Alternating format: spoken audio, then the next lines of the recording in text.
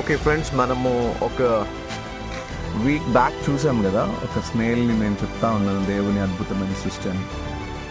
అది ఇక్కడే మా ఇంటి దగ్గరే తిరుగుతుంది. ఈ వర్షం తగ్గట్లేదు. చూడండి అది ఎంత పెద్దగా అయిందో. అది దాని కళ్ళు ఎట్లా చూస్తుందో ఏంటో అసలు ఏం అర్థం కావట్లేదు. చాలా అమేజింగ్ ఉంది ఇది. ఈరోజు నేను మార్నింగ్ బయటికి రాగానే కనబడింది. దాని షెల్ ప్రొటెక్షను దేవుడు ఎంత డిజైన్ చేశారు. మనం ఏదైనా బొమ్మ వేస్తున్నప్పుడు ముందు మన మైండ్లో ఉంటుంది ఆ బొమ్మ. అట్లాగే ఈ సృష్టిని చేస్తున్నప్పుడు సృష్టి ఎట్లా ఉండాలి, ఎట్లా ఉపయోగపడాలి మనిషికి అని దేవుడు ఆల్రెడీ ప్లాన్ చేసి డిజైన్ చేశారు. సో నిన్ను నన్ను కూడా ఆయన పోలికలో, ఆయన స్వరూపంలో ఆయన తయారు చేశాడు. మర్చిపోవద్దు. విటమిన్ జి ఉండాలి, గ్రాటిట్యూడ్ ఉండాలి మనకు.